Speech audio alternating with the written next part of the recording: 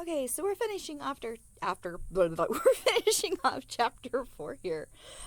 Relative motion, 1 and 2 dimensions. Basically, like, you may or may not know this, but the Earth spins.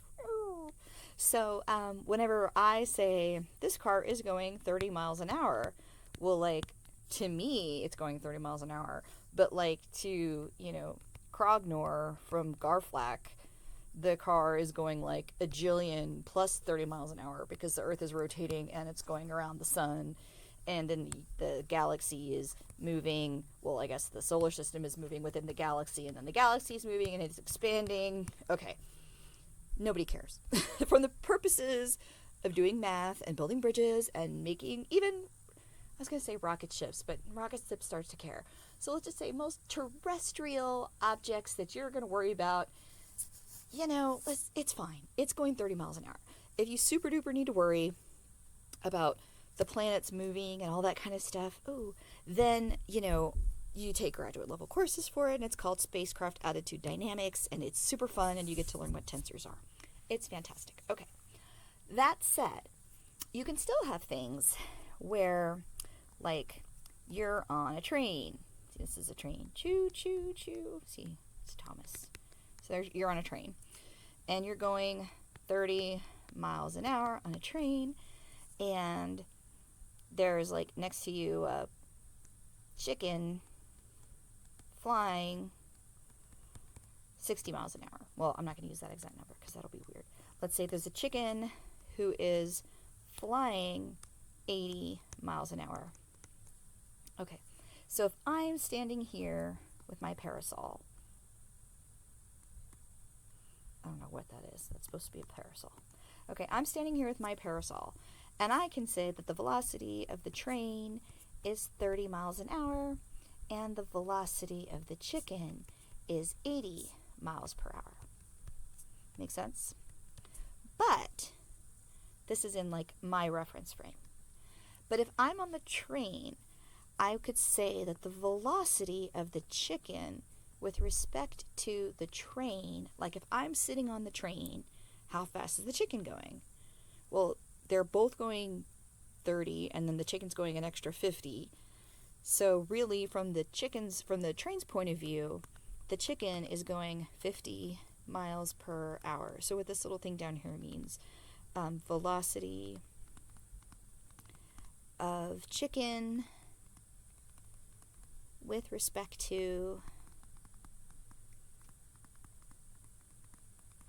the train. Okay? You could also say the velocity of the train with respect to the chicken, because the chicken is like just going, and then it feels like the train is going backwards. Does that make sense? So this would be the velocity of the train with respect to the chicken. Okay? That's really what we're talking about. And all of this is called a relative reference frame. Is when we do that stuff. This over here is called like an absolute reference frame. And we pretend that on, like, an observer on Earth is at an absolute reference frame. So this is me on Earth. There's the continents, apparently.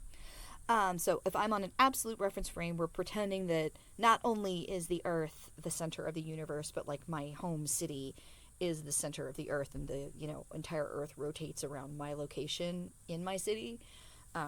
So you just pretend like you're 5, and whenever you can't see people, they don't exist. Then you are the absolute reference frame. That's basically what's going on.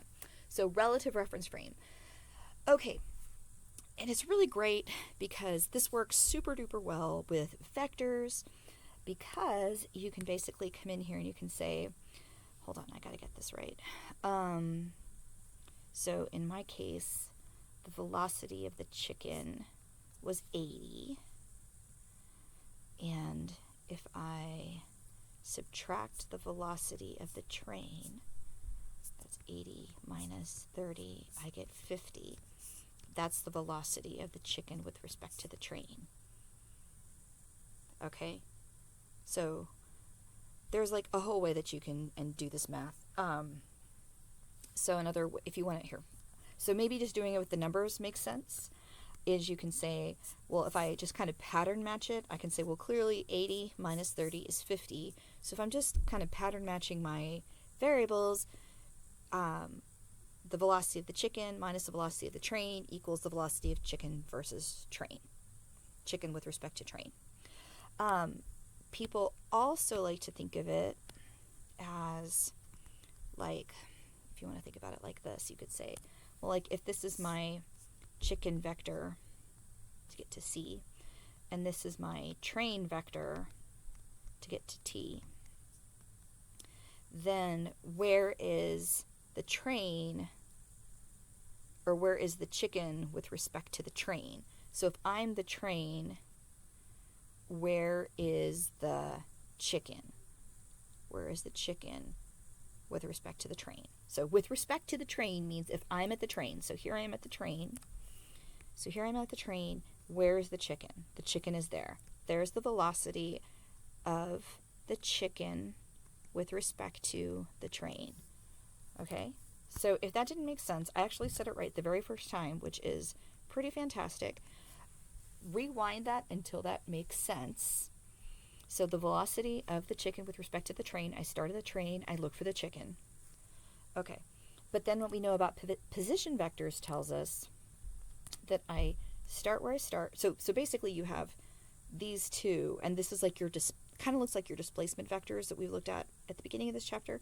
But basically you could say I go here to here and here to there, and it's the same thing as going straight there. So you could go VT plus VC with respect to T equals VC. And if you look at this equation, they're the same thing, they're just in a different order. And for some reason, for some students, this over here on the left is the one that like makes all the most sense, and they're like, this is, the reason I exist in life is to use this equation over here. Okay? And I'm going to be dead honest, I can never seem to remember where that negative sign goes, and I always get them backwards. So I always have to use this one for some reason. This is the version of the equation that makes sense to me. It's just weird. I don't get it. So, and then I had this way that I remembered it in college was that I looked at it like this before I was, when I wasn't actually trying to learn anything, I just wanted to get A's and move on with my life, is I said, well, if I set it up like that, then the T's cancel out, and then I get C equals C. And that's a terrible, terrible, terrible way to do it. But to be fair, I also still remember that tangent of theta is opposite over adjacent, because it somehow spells T-O-A-D, and it spells toad. Like, whenever my brain isn't working and I can't remember which one is tangent, I just remember tangent spells toad. So sometimes when my brain isn't working, I look at this and I go, oh yeah, the T's cancel out. And I'm like, shut up, dude, they don't really cancel out. And I'm like, yeah, but it's fine for helping me make sure I get it straight.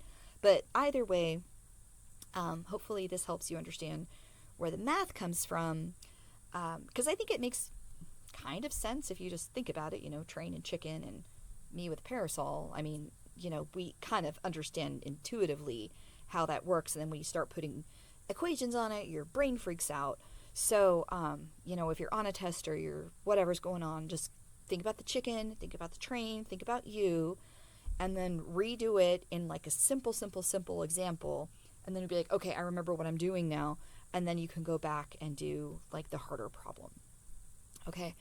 So you can do these in vectors, and I think for the most part in this class you mostly do things that are in one dimension, but yeah, see. Okay, so they're doing this velocity of train with respect to Earth, velocity of person with respect to train, and velocity of person with respect to Earth. So basically they're using the same notation I am, except I'm taking off the with respect to Earth thing, and I'm just making it P with respect to T. So it's just how I do it, and I'm kind of doing it differently also to be kind of annoying, because as you progress through your education, you're going to be in classes where like, well, okay, in this one class, I hat is a unit step in this direction, and the other class, I is the square root of -1, and then the other class, I is current. Okay, and then in another class, j hat is this, and the other class, j is the square root of -1, and then in this other class, v is velocity, and in this other class, v is voltage. And if all you're doing is memorizing letters, holy jamalama, you are going to be in just a world of pain, especially whenever you see things like n equals 30n. And what this really is the normal force equals 30 newtons. And if you're just like memorizing, I remember having these big arguments with my husband before we got married, and we were taking all these math classes together, and it'd be something like, we're taking the, moment about O, and it'd be like R sub O cross F, and I'd always be like, where's O? And he's like, this problem doesn't have an O, and he'd be like, hey, Dumbo face, you don't always need to know, it's just this R from the pivot of the something something. And then he said big words, and I got mad and I cried because, that's what I do. So I'm trying to help you guys make that transition. And it seems like I'm being like ultra mean, and I would have hated it too. And I'd be like, I don't care that other classes do these things. You need to just do your job and teach it right. And I get it. And I get the anger and frustration. But that said, I swear there's a reason behind it. And that's because you have to get over it, because then you get into the junior and the senior level class, and those professors legitimately are like, meh, meh, meh, meh, meh. You're not my grad student, I don't care. Kind of like, unless you got a really good professor, and sometimes they're wonderful, but a lot of times they just, you know what I mean? Like, there's just no, yes, there's no holds barred sometimes. So you really want to make sure that you know this material. Okay, so this is basically the same thing that I was doing before. There's your, see all these weird things, and I can't tell what it is, and it doesn't make sense to me. But apparently it just does the same thing with any number of reference frames. I'm not worrying about multiple reference frames because I don't care. So, basically this is just, I'm going to let you work through these problems because I think this video is long enough as it is. Because this is just in a straight line, the common reference frame. So when they're talking about a common reference frame, that's me with parasol, sitting on Earth, and then just figuring out kind of what goes from there. So on these kinds of problems, a lot of times you need to pay attention whether things are positive or negative going forward. So, all right, hopefully that gives you enough to get started, and yeah, that'll be great.